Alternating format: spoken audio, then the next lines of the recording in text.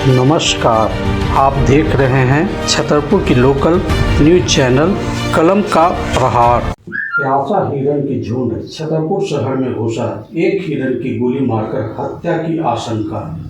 बढ़ते तपिश और गर्मी से मनुष्य ही नहीं बल्कि जंगलों में रह रहे जानवर भी परेशान है।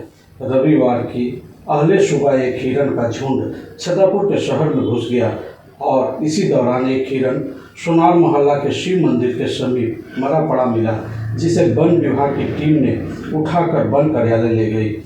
सोनार मोहल्ला के लोगों ने बताया कि सुबह जब लोग रास्ते से गुजर रहे थे, इसी दौरान सड़क के बगल के खेत में मृत पड़ा हिरण को देखा।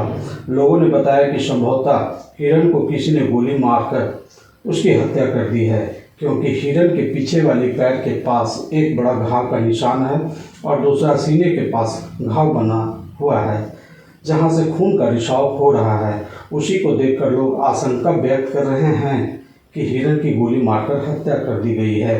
वहीं हिरण के गले में भी कुत्ते की दांत का भी निशान है।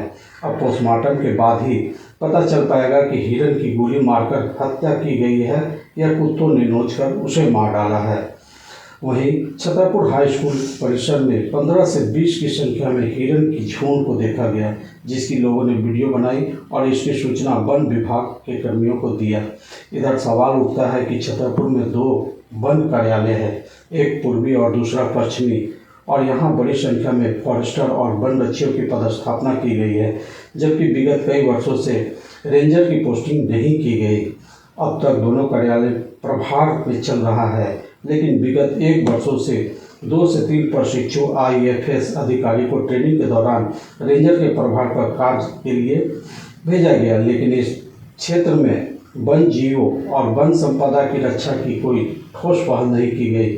जबकि इन दोनों कार्यालय का क्षेत्र हरिहरगंज, नौडिया बाजार, छतरपुर, पिपरा, लठिया, हुसैनाबाद सहित अन्य स्थान आता है। और सवाल उठता है कि वन पशुओं की रक्षा और उनकी सुविधा के लिए सरकार करोड़ों रुपए की राशि प्रत्येक वर्ष खर्च करती है, लेकिन जंगलों में उनकी सुविधा वाली योजनाएं कागजों में सिमट कर रह जा रही हैं, धरातल पर कहीं दिखता नहीं है।